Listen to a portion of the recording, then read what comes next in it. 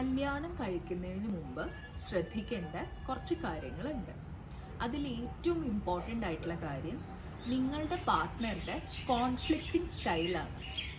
അതായത് ഒരു പ്രശ്നം ഉണ്ടാകുമ്പോൾ എങ്ങനെയാണ് നിങ്ങളുടെ പാർട്ട്ണർ പ്രതികരിക്കുന്നത്?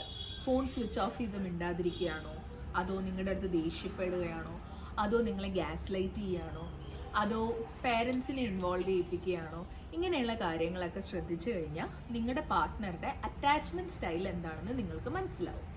രണ്ടാമത്തെ കാര്യം നിങ്ങളുടെ പാർട്ട്ണറുടെ ഫിനാൻഷ്യൽ ബിഹേവിയേഴ്സ് എന്ന് പറഞ്ഞു കഴിഞ്ഞാൽ അവരുടെ സിബിൽ സ്കോർ ഉൾപ്പെടെ അവരുടെ ലോൺ ഉണ്ടോ, അവരെങ്ങനെയാണ് പൈസ സ്പെൻഡ് ചെയ്യുന്നത്.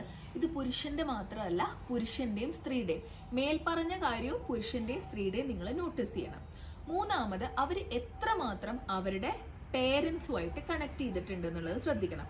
അമ്മ മോൻ എന്ന് പറയുന്നത് പോലെ അച്ഛൻ മോളും അതുപോലെ അമ്മ മോളും ഉണ്ടാവും.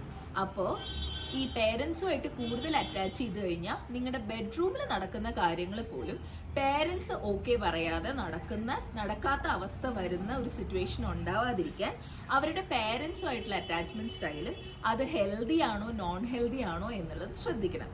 പിന്നെ അവർക്ക് പാസ്റ്റിൽ റിലേഷൻഷിപ്സ് ഒക്കെ ഉണ്ടാവും, അത് ഓക്കെയാണ്. പക്ഷെ അവർ വേർജിൻ ആണോ നോൺ വേർജിൻ ആണോ എന്നൊക്കെ ചോദിക്കുന്നതിന് മുമ്പ് അവരവരുടെ പാർട്ട്ണറുമായിട്ടുള്ള റിലേഷൻഷിപ്പ് നിർത്തിയിട്ടുണ്ടോ അതോ സ്റ്റിൽ കണ്ടിന്യൂ ചെയ്യുന്നുണ്ടോ, അവർ പൂർണ്ണ കൂടെയാണോ ഈ കല്യാണത്തിലേക്ക് വരുന്നത് എന്ന് ശ്രദ്ധിക്കുക.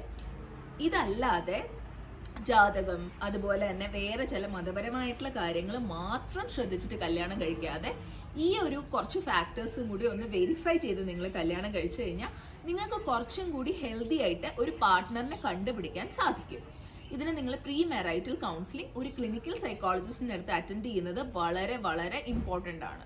Doctor Gayathri Menon, doctor Gayathri's wellness space.